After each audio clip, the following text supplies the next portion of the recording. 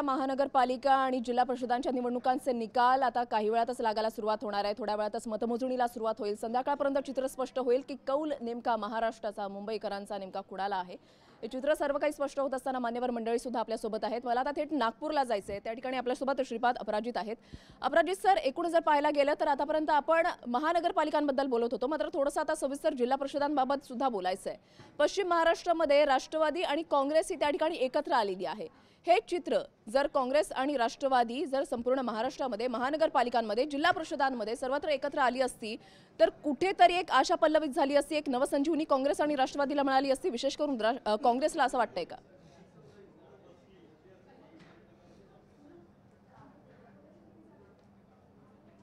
मला असं वाटतं की आपण थोड्या वेळाआधी चर्चेमध्ये 100% भाजपाचा नारा आला होता।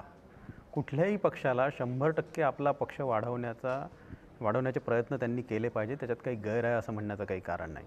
राष्ट्रवादी आणि काँग्रेस हे दोन समविचारी पक्ष आहेत, त्यांनी एकत्र लढलं असतं तर फायदा निश्चितपणे झाला असता। तोच निकष आपण समजा मुंबईमध्ये लावू शकतो की शिवसेना आणि भाजप एकत्र लढले असते तर जास्त फायदा झाला असता।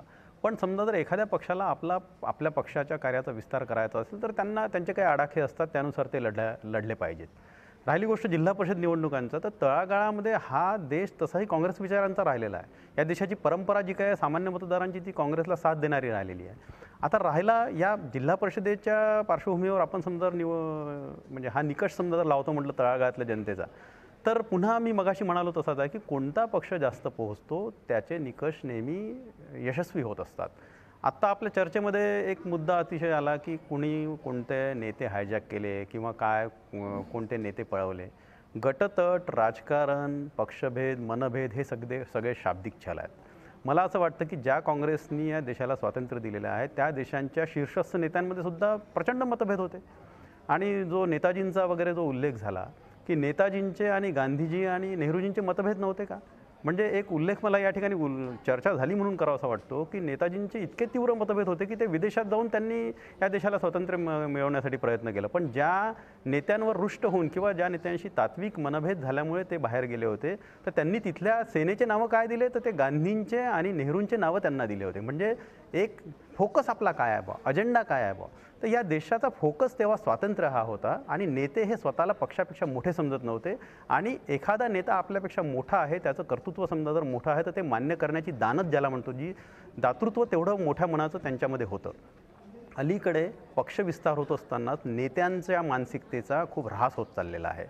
कार्यकर्तेसुद्धा आजकाल पहिलेच्या काळातल्यासारखे कार्यकर्ते दिसत नाही। जिल्हा परिषदेच्या निवडणुकींचा उल्लेख झाला म्हणून मी सांगतो की आजकाल XUV गाड्यांमध्ये फिरणारे आणि हातावर पैसे टिकवल्यानंतरच आम्ही गाडीत बसू म्हणजे सतरंजी उचलणारे आणि चिवडा खाणारे कार्यकर्ते कुठल्याच पक्षात राहिले नाही आहेत। म्हणजे संस्कृतीच्या आणि परंपरेच्या किंवा खूप आम्ही शालीन आहोत असा दावा करणाऱ्या भाजपमध्ये सुद्धा असे कार्यकर्ते राहिलेले नाही आहेत। भाजपने या निवडणुकीमध्ये काय केलं याची चर्चा तर न केलेली बरी।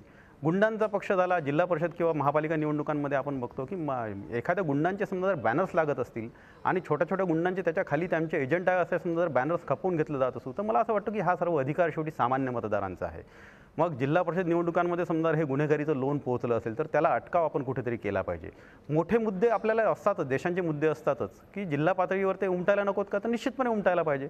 एक सगळ्यात मोठा स्किप झालेला मुद्दा म्हणजे गांधीजींना 150 वर्ष या देशाला ज्यांनी स्वातंत्र्य मिळवून दिलं त्या महापुरुषाला 150 वर्ष कंप्लीट होत असताना समजा जर त्याचा प्रचारामध्ये समजा जर तेवढं प्रतिबिंब समजा झळकत नसेल आणि आपण काय विचार करतो सर्वसामान्य मतदार की ही तर महापालिकेची निवडणूक आहे, जिल्हा परिषदेची निवडणूक आहे, तुमचे मुद्दे कोणते आहेत, तुम्ही कुठल्या मुद्द्यांवर लढवता? नोटाबंदी हा समजा जर विषय होऊ शकतो तर गांधीजी विषय होऊ शकत नाही का? मग नैतिक अधिष्ठान ज्याला आपण म्हणतो प्रचाराला ते राहिलं आहे का? गुन्हेगारी समजा सर्वपर्यंत पोहोचते आहे आणि आपण महापुरुषाला विसरत असू तर मला असं वाटतं की ह्या नैतिकतेच्या गप्पा मारायचा अधिकार कोणत्याही पक्षाला राहिलेला नाही आहे, ना तर तो भाजपला आहे ना तर काँग्रेसला आहे। राहिली गोष्ट पार्टी पॉलिटिक्सची, एखाद्या पक्षाला काटशह देण्याची योजना करणं याच्यात गैर काही नाही, ते राजकीय पक्षांनी करायलाही हवं।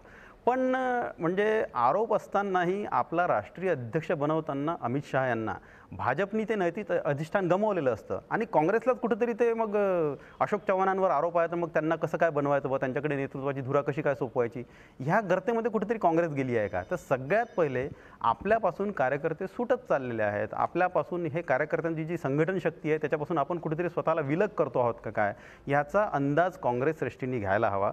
आणि आत्ता जो उल्लेख झाला की भारतीय जनता पार्टी फक्त 2 खासदारांवर उरली होती, तर अशा पक्षाची वेळ प्रत्येकच पक्षांवर येत असते. मागच्या अनेक वर्षांमध्ये भारतीय जनता पार्टीने समजा विरोधी पक्षात कळ काढली असेल तर त्यांना आता सत्तेची फळं चाखायला मिळत आहेत.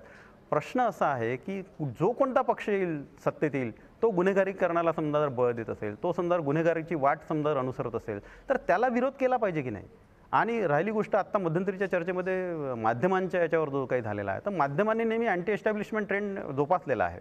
सत्तेचं जे काही चुकत असेल ते माध्यमांनी निश्चितपणे दाखवून देण्याचा प्रयत्न केलेला आहे. मग तो गुन्हेगारीचा असेल, तो नोटाबंदीचा असेल, किती टीका झाली, सरकारवर टीका करण्यामध्ये माध्यम कुठेही कमी पडले असं मला म्हणायचं नाही आहे. प्रश्न राजकारणाचा आहे फोकस जो सर्वसामान्य आहे जनतेचा तो काय? बदलत चाललेला आहे. नोटाबंदीच्या मात्र काळात मतदार समजा राजा काही सुद्धा तितकाच सुज्ञ आहे. अपराजित सर, मी तुमच्याकडे येणारच आहे. मात्र त्याआधी निवडणुकांच्या वेळेला, निवडणुकांच्या आधी, निवडणुकांची घोषणा झाल्यानंतर आयारामांची म्हणजे काँग्रेस आणि राष्ट्रवादीमधून भाजप आणि शिवसेनेमध्ये येणाऱ्यांची संख्या सुद्धा मोठी वाढलेली होती आणि त्यावरून सुद्धा टीकेची झोड एकंदरीतच उठलेली होती की गुंडांना स्थान दिलं जाते भाजपमध्ये. ही सुद्धा टीका झालेली होती. सोशल मीडियावर सुद्धा आरोप प्रत्यारोप जे आहेत, फैरी ते आहेत, त्या ठिकाणी झाडताना पाहायला मिळालेल्या होत्या आणि ट्विटरवर चालणारं सरकार असं सुद्धा भाजपबद्दल एकंदरीत बोललं जात आहे. मात्र सध्या मातोश्रीच्या बाहेर आज शिवसेनेसाठी पाहायला गेलं तर मोठा दिवस म्हणावा लागेल. 25 वर्षांची जी सत्ता आहे ती कायम राहणार की नाही हे आजच्या दिवसावर अवलंबून आहे. मातोश्रीच्या बाहेर सध्या काय वातावरण आहे, काय परिस्थिती आहे, तिथला आढावा घेतलेला आपले प्रतिनिधी रामनाथ दवणे यांनी. पाहूयात. आज मुंबई महानगरपालिकेचा निकाल आणि या निकालाकडे मातोश्रीचं खास करून लक्ष असणार आहे. कारण मुंबई महापालिकेवर पुन्हा एकदा शिवसेनेची सत्ता येईल अशा पद्धतीचा गाजावाजा जो आहे आतापासूनच शिवसेनेने जो आहे करण्यास सुरुवात केलेला आहे. आपण पाहू शकता मातोश्रीच्या बाहेर जो आहे हा पोलीस बंदोबस्त नेहमीप्रमाणेच तैनात करण्यात आलेला आहे. आज 10 वाजेपासून थोड्याच वेळानंतर महानगरपालिकेच्या निकालाला सुरुवात होईल. मात्र निकालापूर्वी आपण सामनाकडे पाहणार आहोत. जे शिवसेनेचं मुखपत्र आहे, घासून नाही तर ठासून येणार, धडधड नाही, गडबड नाही, आवाज शिवसेनेचाच, अशा पद्धतीनं वक्तव्य जे आहे, अशा पद्धतीनं स्पष्टीकरण जे आहे सामनाच्या माध्यमानं जे आहे हे शिवसेनेने केलेलं आहे, उद्धव ठाकरे यांनी केलेलं आहे. कारण आपण पाहिलं की गेल्या काही दिवसांपासून युती तुटली आणि त्यानंतर जे आहेत शिवसेना आणि भाजपामध्ये आरोप प्रत्यारोपाचं समीकरण रंगताना पाहायला मिळालं. अशात आता ठाणे, मुंबई, नाशिक त्याच पद्धतीनं उल्हासनगर महानगरपालिका जी आहे ही आपल्याला मिळावी अशी भूमिका जी आहे ही पहिल्यापासूनच शिवसेनेची राहिली आहे. निकालाला सुरुवात होईल आणि या निकालाकडे मातोश्रीचं पूर्णपणे लक्ष असणार आहे आणि या निकालानंतर उद्धव ठाकरे यांच्या हाती जे आहेत मुंबईकरांनी, ठाणेकरांनी, उल्हासनगरकरांनी, त्याच पद्धतीनं नाशिककरांनी जे आहे कशा पद्धतीनं मतदान केलंय, कशा पद्धतीनं निकाल दिलाय, याकडेच खास करून जे आहे शिवसैनिकांचं, अवघ्या महाराष्ट्राचं लक्ष असणार आहे. कॅमेरामॅन मंगेशसह मी रामनाथ दवणे, मुंबई. शिवसेना नेहमीच आपली भूमिका सामनाच्या माध्यमातून परखडपणे मांडण्यात आलेली आहे आणि त्याच्यामुळेच कदाचित भाजपने सुद्धा मागणी केलेली होती की काही 3 दिवस म्हणजे निवडणुकांच्या आधी 3 दिवस सामनावर बंदी घालण्यात यावी. त्याला सुद्धा चोख उत्तर शिवसेनेनं दिलेलंच होतं. मात्र जिल्हा परिषदेच्या निवडणुका सुद्धा जसं महानगरपालिकांच्या निवडणुका महत्त्वाच्या आहेत त्याच अनुषंगानं जिल्हा परिषदांच्या निवडणुका सुद्धा महत्त्वाच्या आहेत. काँग्रेस, राष्ट्रवादी हे तर आहेच, मात्र भाजप आणि शिवसेनेनं त्या ठिकाणी किती ताकद लावली आणि चित्र काय असू शकतं, कौल कसा असू शकतो त्यावर सुद्धा आपल्याला एक नजर टाकायची. मात्र वेळ झाली एक छोटासा ब्रेक घेण्याची. तुम्ही कुठेही जाऊ नका, पाहत राहा जय महाराष्ट्र न्यूज.